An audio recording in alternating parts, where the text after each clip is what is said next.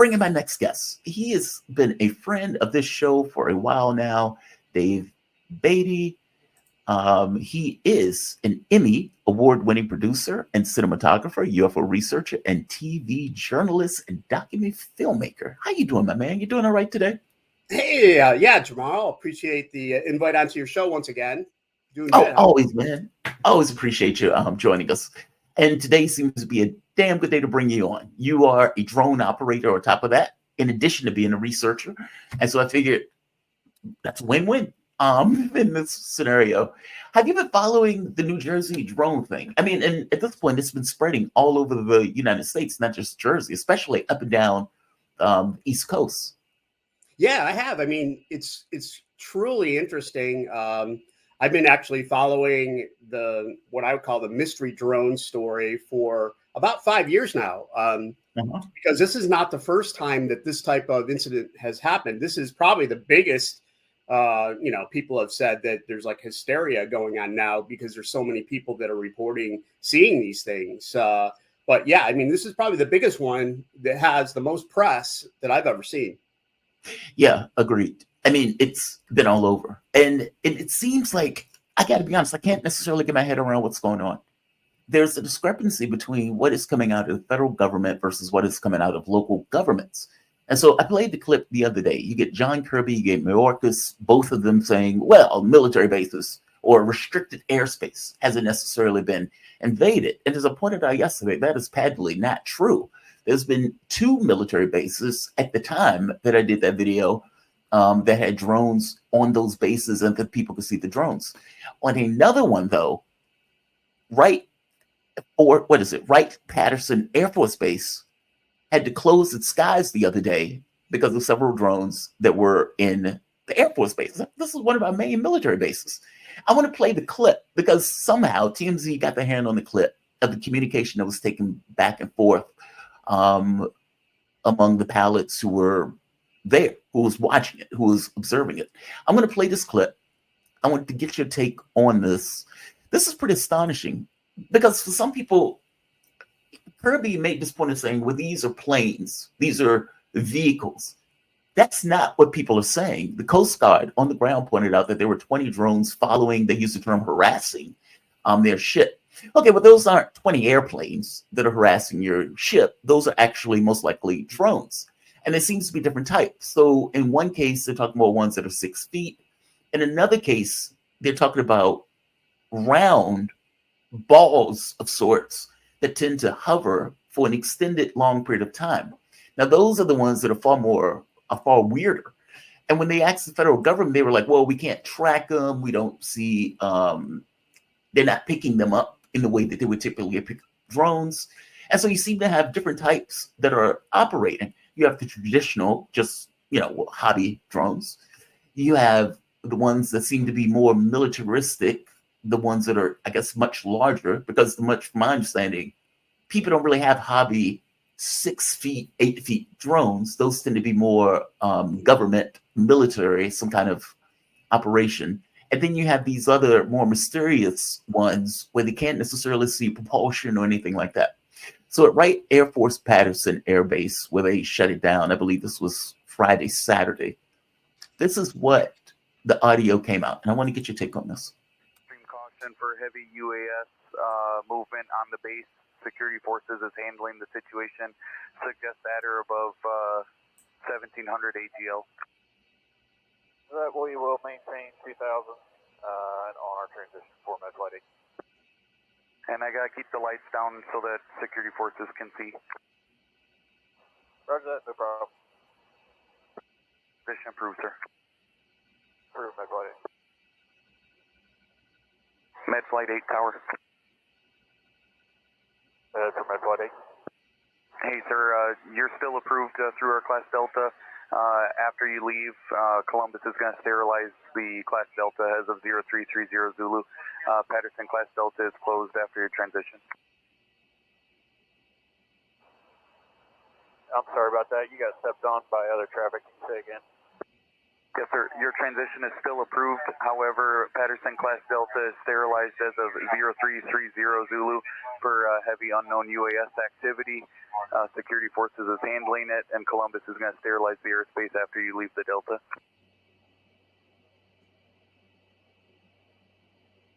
So he said Columbia is handling it, and he says heavy UAP drone activity. Now, initially, well, he said UAS, but same difference. Initially, they pointed out that there were several drones that were on the airfield that caused the airfield to shut down its operations. That doesn't sound like hysteria to me, meaning these are Air Force pilots. These guys are trained observers. You would think that they would know an airplane from a drone. And for all of the talk of, well, this hasn't invaded restricted air bases, well, Wright Patterson Air Force Base is obviously a restricted base. What is your thoughts on this? I mean, like I said, what piqued my interest were the discrepancies. I got to be honest. In the very beginning, I was like, okay, drones, so what? People are making a big deal out of this. And then as the story went on, it was like, okay, well, why is Kirby saying that versus what is obviously trained observers pointing out drones, whether it's the Coast Guard, whether it's the people who are in Jersey, whether it's Wright Air Force Patterson Base in this particular case. How do you frame this in your mind? Because I got to be honest, I don't quite know what's going on with this.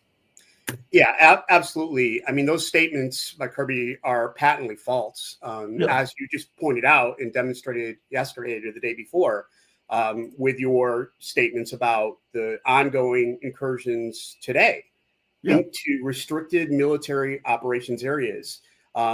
People cannot fly drones in these places. In fact, a lot of the commercial drones, specifically DJI products, they prevent operators from flying in these areas. It's called geofencing. And if you try to take off, like the base area would be just a red box and you cannot get close to it. If you do, the system just stops, throws up a warning, and it won't let you go there. If you actually somehow got into that area, the drone would just land or would fly back. It won't let you go in there. So you would have to, if it's say somebody with a drone they purchased, you would have to hack that, or you would have to build it yourself or buy a system that does not have that type of geofencing enabled to, so that you could fly it. But like, as you pointed out, a lot of these observations are bigger than what you would see buying commercially on Amazon. I mean, it's not a small drone. You're talking about something with a 6-foot span. So can an individual create that? Of course, you can build a drone with that kind of, what we call those heavy lift drones, so that you could affix some very heavy camera system to it. You could purchase the parts and build a 6-foot wide multi-rotor drone, sometimes with 6 rotors or 8 rotors on the spars that come out from the center. So it's possible that these things are, being created by some type of bad actor that's conducting surveillance. We don't know. In fact, when we look at Wright Patterson on Friday, we say, okay, they basically had a problem. They had to shut down their Class D airspace, all Friday night into Saturday morning for, restricted flight. So it shut down a major operating airbase because of this. It's a national security issue. When you're shutting down one of our strategic air bases, I mean, that's a huge problem. And that's like an incursion into a sensitive military area. I mean, an illegal incursion. So, the question is, I could present to you, like, and your listeners, a list of like 7 or 8 of these incidents. It's not just Wright Patterson. It's not just New Jersey. This has been going on for like 5 years. And it's completely and utterly unexplained. I mean, I'll sit there and say, you pull up these videos. Okay. If are seeing. Go ahead. If you want to play it. No. I was just showing what they look like more than anything else. Because there's so many different types. But please continue. Keep it in mind that most people don't go out and stare into the sky. They don't look at airplanes. They don't look at drones. They don't know what they look like. So when all of a sudden you've empowered the population to take their phone and go outside at night and look around and say, oh my God, what's that? Film it. So you're going to have a huge amount of misidentifications mixed in with actual good quality observations. And how do you separate that? It's almost impossible. I mean, unless someone captures footage of something that is clearly a 6 foot to 8 foot long wide drone, and you can definitively look at that video and say, yeah, I see the distance somehow. I mean, a light at night, first of all, it's almost impossible to discern what's behind the light. It's almost impossible to discern how far away it is. That means you don't know how big it is. So there's going to be misidentification. So just like, even though there's thousands of reports coming in, I think we just need to okay, take it down and say, we don't know which of these reports is actually a dangerous, surveillance of what we don't know. Okay. So let's so the ones where we hear from these military bases or law enforcement operations, those I'm going to take seriously, especially if it was a member of the public that brought it to law enforcement and they said, wait a second, we're going to go out and investigate this, because the facts of this case and the video are so astounding that it needs to be investigated. We need to figure out who's flying these drones, because obviously it's illegal, coming into a military range, and somebody needs to answer to that. Well, that's the other part, right? It's like we spend $1 trillion a year on the military. We have this sophisticated apparatus, and yet you get drone swarms and nobody knows what it is. And the Mayorkas, of course, they went to Mayorkas, Homeland Security. Listen to what he says. Stephanopoulos, the one who's going to have to pay $50 million, he questioned Mayorkas on this one. We've heard from John Kirby before. I don't think I played this clip before. This is Secretary Alejandro Mayorkas. Mr. Secretary, thank you for joining us this morning. Can you clear up the confusion here? Absolutely, George, and thank you very much for having me. There's no question that people are seeing drones, and I want to assure the American public that we in the federal government have deployed additional resources, personnel, technology to assist the New Jersey State Police in addressing the drone sightings. Some of those drone sightings are in fact drones. Some are manned aircraft that are commonly mistaken for drones, and we do see duplicative reporting. But there's no question that drones are being sighted. Let me set the record straight here, George. There are thousands of drones flown every day in the United States. Recreational drones, commercial drones. That is the reality. And in September of 2023, the Federal Aviation Administration, the FAA, changed the rules so that drones could fly at night. And that may be one of the reasons why now people are seeing more drones than they did before, especially from dawn to dusk. And so that is the reality. But I want to assure the American public that we are on it. We are working in close coordination with state and local authorities. And it is critical, as we all have said for a number of years, that we need from Congress additional authorities to address the drone situation.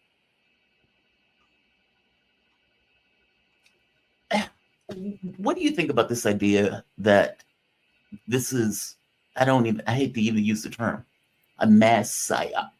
Because that's what some people are saying also, that this is clearly the government. But in fact, I've heard so many different stories. You've heard people come out the woodwork saying the aliens are here. They're here. You've heard other people saying this is a mass psyop, whether it's going to be a false flag, Greer types. You've heard other people say they're looking for nuclear weapons. Yeah. You've heard other people say, oh, they're just planes. All of these things are just airplanes and just people playing around with drones. Like, there's so many different stories that came out at once. And I think part of that is because the federal government is effectively saying we don't know what it is. I mean, clearly, somebody is clearly breaking the law. I mean, they're inspecting military installations, several.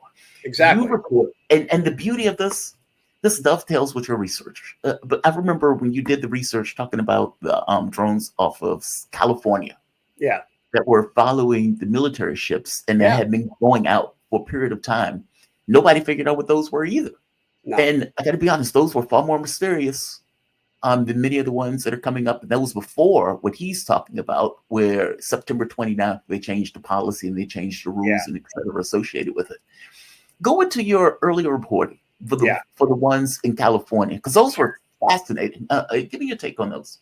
Yeah, so if you rewind to July of 2019, the U.S. Navy operates in a so-called operations range, which roughly extends, 100 miles out into the ocean off of the coast of Los Angeles to San Diego. So if you go out there, the Channel Islands are out there.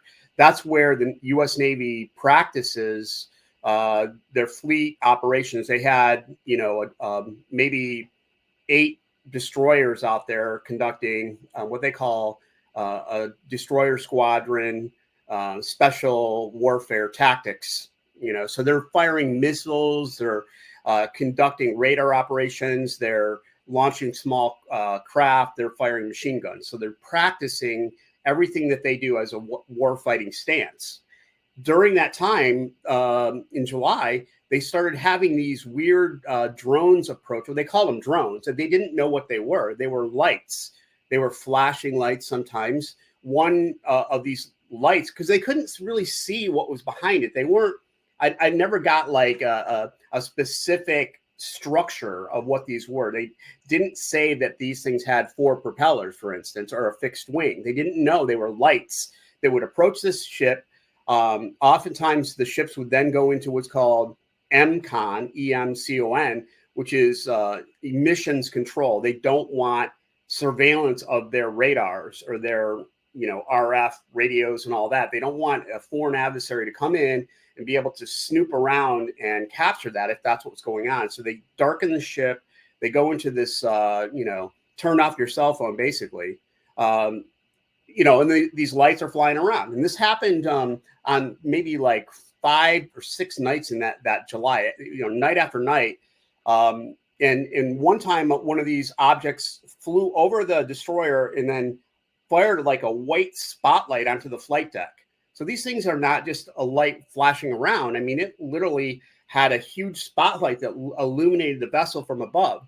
So there's a lot of crazy stories coming out of that event. Now, okay, did the Navy figure it out? No. Admiral Gilday at the time, who was the chief of naval operations, said, "We're aware of this," to the press. He said, "We're aware of this, but we haven't figured it out. We don't know who's operating."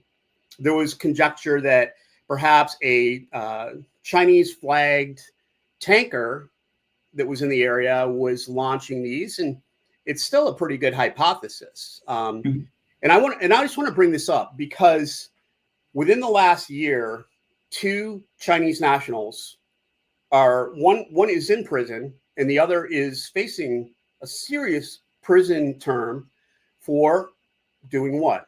Flying drones around sensitive military operations areas. So first of all, I'll tell you, because just think about this. The first guy was named, let's see here. I got a really crazy story about this. And so I'm just like, hey, man, who are these guys? Like, okay, Fen Young Shi, a 26-year-old Chinese national. So he was in Newport News flying a drone and the thing crashed into a tree or something. So this is the start of the story. So a neighbor called the police. The police start coming to, because they thought it was suspicious, this guy, doesn't speak English or, whatever. He's a Chinese guy. So the police arrive. This guy takes off. The Naval Investigative Service captures the drone. They then, okay, what is this drone? We're going to look at it. And they find out that this guy's filming the Navy shipbuilding base at Newport News where they're constructing new warships. It's a military base you can't fly drones over this place. So this guy's filming this at night and this is on the drone. So then they arrest him at, I believe, San Francisco airport as he's trying to board a plane back to China. So they arrest the guy and he's charged under the Espionage Act and he's facing like, I don't know how many, like a year in prison or something for this. So then that was like kind of earlier this year. So then the next guy, Yin Pao Zhao. I don't know if I said that right. A 39-year-old Chinese citizen was arrested December 11th, this month, 2024, for flying a drone over Vandenberg Space Force Base in California. So he flew his drone over the base in November, the same day as SpaceX was launching a spy satellite. So he was flying, again, can't fly over the middle of Vandenberg Space Force Base, And so he's accused of using a hacked drone, probably one that software was loaded that allows it then to fly past these geofencing restrictions into the military operations there. So he's filming. So he was arrested for the same exact thing. He was trying to board a plane back to China. So what's going on? Why? I mean, I'm just putting two people together. I mean, that's just two they caught. How many more are out there that are, I mean, is this some type of I mean, again, there's a lot of drones, there's a lot of bases, there's a lot of stuff going on. I don't know if that's the answer, but part of it.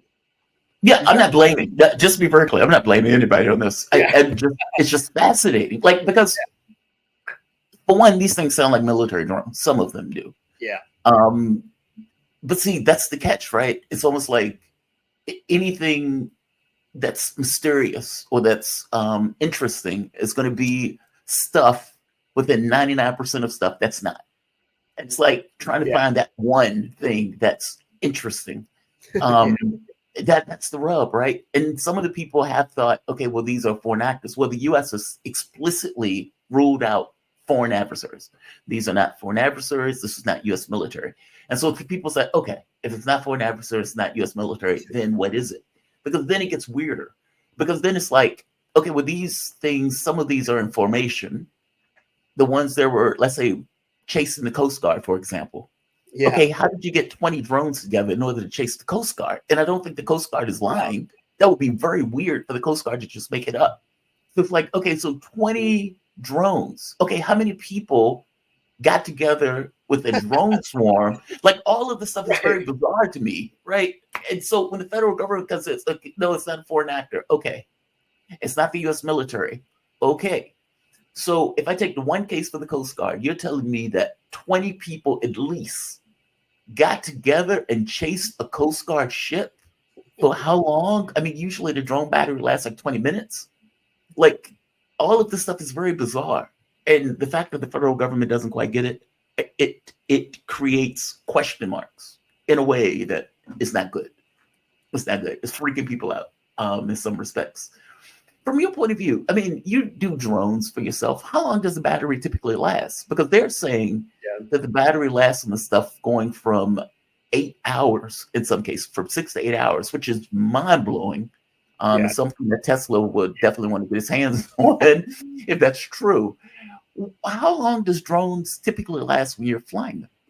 Yeah, you had it right. I mean, you're talking 20 to 40 minutes. And this is for small, lightweight drones. I mean, obviously, as you get bigger and you have more resources, if you're constructing this stuff for, military or, manufacturing drones that are used in industry, for instance, you can get systems that then have more batteries, so you can. But I mean, we're not talking 8 hours. That's impossible. No. I mean, I take that back. I mean, there are some, hydrogen fuel cells. There are types of motors that can run much longer, especially if they're using a propellant versus just a lithium battery. So then you get into like the military types drones. And I mean, I've even suggested in the past, like, well, didn't anyone in our military start thinking about, wow, we should like create a little mini nuke motor like we do in our vessels at sea. They have nuclear propulsion, submarines and carriers. I mean, haven't they designed a little tiny nuke? I mean, and people say, no, they wouldn't do that. It's too dangerous. Thing crash, like you have fallout. But I mean, of course, that then could just stay up there forever, right? Like, so again, and your point about 20 drones chasing the Coast Guard is the exact thing that we need to look at when we say this is not, Shen Zhao or whatever flying a DJI, doing. First of all, what's the guy doing? I mean, are these guys out there like because they're tourists and they didn't know, like they're like at Disneyland, but hey, let's go over to like the military base and get some shots of the tanks, and then we can show them to our friends back in China. Like, I don't think so, so That is weird. That is happening. There are foreign adversaries that are conducting surveillance on our homeland. It's happening. I mean, I just showed you guys that. So the press hasn't looked at that. They haven't put that together, but there you go. So the other stuff is truly strange. I mean, these are, in 2020, I broke a story about the USS Kearsarge, which is a Marine Corps landing transport vessel that was conducting training off the coast of North Carolina. When they were out there, they even had a anti-drone system or anti-air drone system on the deck when they were approached by what they called drones that tailed the ship during the night and did these strange maneuvers behind the ship as it was going along. So they reported this up the chain of command. There was even a PowerPoint briefing that we received via FOIA on this. It was reported from one of the squadron commanders. So it's all on the record that this happened. They never figured it out. They didn't. It was not, who's doing this off the coast, like 90 miles out in the ocean, flying this stuff around. Well, see, that's what I mean when I say anomalous. How the hell did it get 90 miles out in the ocean? Right. Like, you would think that it would take another ship to do it, or you're talking about something that's more anomalous in its characteristics. Yeah. That's what they do. No, they look at that because they think, okay, there's got to be a fishing vessel or something around here that's doing this. In most cases, they eliminate that. So there you go. Yeah, you're right. It's like, okay, how did this thing get 90 miles out there? It had to take off from another launch platform. But wow. I mean, this gets into the look. I'm a UAP guy, right? I mean, I'm fascinated by this stuff. I was the correspondent for the network on it. Yeah. And if you're thinking of like Elizondo and some of the other people who came out, most of these things are going to be normal. It's the 1% that I care about, or it's that 0.1% that I care about of exposing. And who knows? Maybe Jesus is returning, or maybe this is a more mundane solution. I have no idea. But I would say the federal government is not doing itself any favors by not necessarily being forward and straightforward with what they know. Yeah. And honestly, to your point, right? It is disturbing to me that they don't have more knowledge of what is taking place in our skies. And this is kind of what Congress is pointing to. Like, how can you not know what is going on in our skies? Like, take out any kind of UFO stuff. In fact, I almost prefer it to be a UFO because at the very least, it's like, as opposed to a terrestrial reason for it, and a terrestrial reason for it is either going to be a lot of people goofing around, which I have a hard time reconciling because some of the stuff seems coordinated, or for an actor. It's one or the other, right? It's either us or it's not us. Yeah. So, man, thank you for this, Dave. I really appreciate it. I always appreciate talking to you. I always appreciate when I get the opportunity to kind of geek out on this stuff. Dave Beaty. He is an award-winning, Emmy award-winning producer and cinematographer, UFO researcher, and TV journalist, documentarian, and filmmaker. Man, thank you for this. I really appreciate you, Dave. Yeah, sure. We appreciate that. You have a good one, man. Be safe.